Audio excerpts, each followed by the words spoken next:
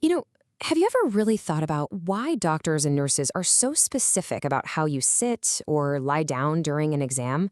It might seem like it's all about making you comfortable, but honestly, there's a much, much deeper science going on. It's like a hidden language of healing, and it's all written in angles and tilts. So let's dive in and crack the code. I mean, really think about it for a second. Lying on your back for an ECG, sitting up straight for a breathing test, even that specific way you lie on your side when you're feeling sick, none of that is random. Not at all. Each position is a precise tool in a doctor's toolkit.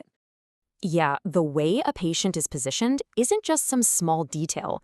It can directly affect everything, from how accurate a diagnosis is to how well a surgery goes, and even how fast someone recovers. It's an active, deliberate part of their care. Okay, so let's start with the ones most of us know pretty well, the basic ways of lying flat. Think of these as the fundamental building blocks for tons of medical procedures. First up is the supine position. It's the classic lying on your back pose. Seems simple, right? But it's the default starting point for so much in medicine because it gives an excellent, clear view of the entire front of the body. And because of that, it's used for, well, almost everything. We're talking about everything from a simple checkup to complex heart surgery. It also gives you that stable, clear shot needed for X-rays and ECGs. It really is the workhorse of patient positioning. Okay, now let's literally flip it over to the prone position. That's lying flat on your stomach. This one simple change completely opens up a new set of possibilities for what medical teams can see and treat. So naturally, it's the go-to for anything involving the back and spine. But here's what's truly amazing about this position. In intensive care, for patients with severe breathing problems, a condition called ARDS, placing them in the prone position can actually be a lifesaver. It uses gravity to help parts of the lungs that were squished down to open up and take in more oxygen. It's an incredible technique. All right, next we'll move to the side. This is the lateral or sideline position. You might know it as the recovery position, and it's called that for a really good reason. It's all about safety. If a patient is unconscious, putting them on their side is absolutely critical. It uses gravity to keep their airway clear and stops them from choking. Simple, but vital. It's also the best position for certain exams of the lower digestive tract, and just like the prone position, it's great for taking pressure off certain spots to prevent sores. Okay, so we've been lying flat this whole time. But what happens when we start sitting up? Well, for patients who are struggling for every breath, just changing the angle of their upper body can bring immediate, life-saving relief. And this brings us to a really important group of positions known as Fowlers. Now, this isn't just one position.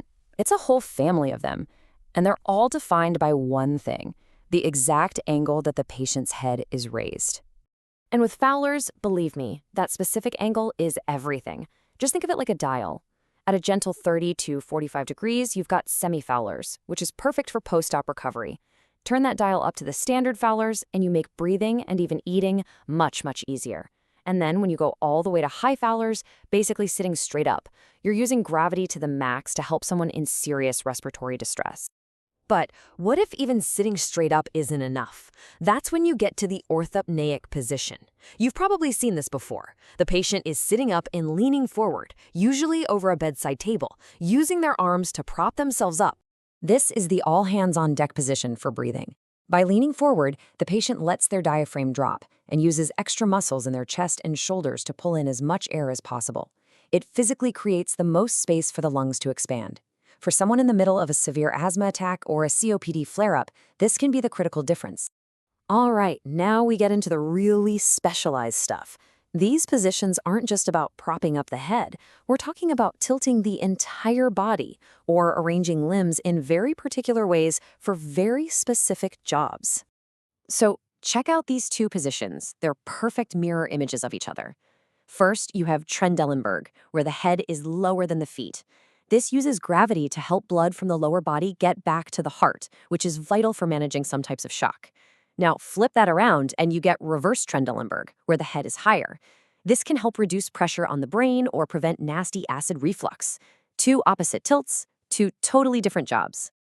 And finally, let's run through 3 more highly specialized positions. You've got the lithotomy position, which is absolutely crucial for childbirth and GYN exams. Then there's the knee chest position, which uses gravity to shift organs around for a better view during rectal exams. And finally, the Sims position, a very specific sideline pose designed to make things like administering enemas as safe and effective as possible. Each one is a purpose-built tool. So after seeing all these angles, tilts, and poses, what's the big takeaway here? Well, it's that we can now start to understand that hidden language of healing, the language spoken by a patient's posture. The main thing to remember is that patient positioning is never, ever passive. Every single tilt and angle we've looked at is an active, precise, and powerful medical intervention, and it's often just as important as any medication or surgery. So here's my question for you. The next time you're in a hospital, or even just watching a medical show on TV, you won't just see someone lying in a bed anymore. You'll see science in action. You'll see a body being carefully, deliberately supported on its journey to get better. What will you notice now that you didn't before?